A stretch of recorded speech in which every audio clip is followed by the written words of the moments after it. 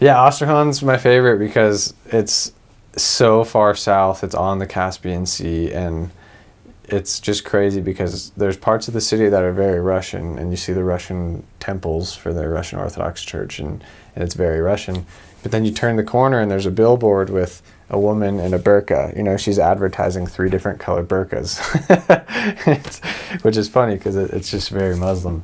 And you'll see a Russian cemetery and a Muslim cemetery, and they're extremely different. I mean, Russian cemeteries have the Russian cross, which is a special type of cross, and the Muslim cemeteries have a full little brick little brick box built around everybody with the little half moon crescent thing that they have on their mosques. And you'll hear the Russian bells from the church, and then you'll hear the Muslim call go off the speakers, at the hours throughout the city. And so it's really interesting, really diverse.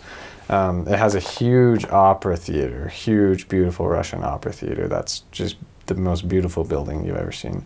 And it's right next to this giant hotel right on the river. And this is actually the same river from Volgograd, travels south for 14-hour car drive and then empties into the Caspian Sea. So you can actually take boats between the cities if you want, like little cruise things they have, little trips and stuff that you can do is really cool. Otherwise, you can ride trains between everything, which is also really cool. But Astrakhan is extremely warm. They have this beautiful boardwalk right along the riverside, and all summer long there's live music playing, there's fountains with light shows, and just carnival games and food and restaurants and people everywhere, and just really fun. It's a really cool place to be. Everyone there mostly works as oil. They're all in the oil industry, because on the Caspian Sea there's multiple oil rigs, and it's a warmer port, so I don't think it freezes all the way over in the winter. So they have just a huge oil industry. I think 75% of that city is populated by oil factory workers and stuff like that. So it's pretty interesting. It's a cool place. There's the Kreml, actually, which is one of 3 Kremls left in Russia, I think. A Kreml is a war fortress, basically, like an real old-fashioned war fortress, and it's basically a giant wall where they have cannons able to be out the top, and inside that wall is a city, a small city. If there was an emergency, people could go there. So their most important and most beautiful church is in there. I think they have a second church in there as well, because the church is very important. And then there's right now it's pretty much a historical site. You can walk through the whole thing, and you can go in the churches, and it's just this beautiful courtyard, and it's all inside this cool wall on this on this hill. So that's a really cool, popular place if you go to Astrakhan, you should definitely go see the Kreml.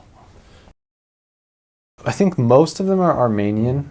There's a lot of Georgians, and then there's just all sorts of random mixes of Tajikistan, Uzbekistan, Dagestan, and I think there's Turkmenistan, and I think there's one more.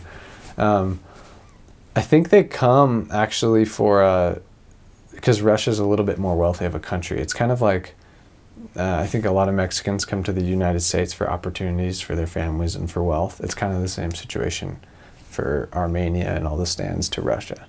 So they come up there in hopes for opportunities to make a little more money and stuff like that. And they're really interesting because most of them are Muslim. Armenians are actually Christian. They consider themselves the first Christians ever. Their language is closest to Aramaic, which is what Jesus Christ spoke. And so they claim that he was basically Armenian, Christ, and that they're the first true Christians, which is cool. And then the rest are Muslims, and they're really great people, actually. I mean, not that Russians kind of we have a stereotype here that they're very cold, and they're not. On the outside, they kind of are a little bit at first if they don't know you, but to their friends and family, I'd say they're even a little more loyal than probably most of us to the people they love and know. So it's really cool, and when you walk around the streets, if you even look lost, people stop you and ask if you need directions, let alone if you ask them.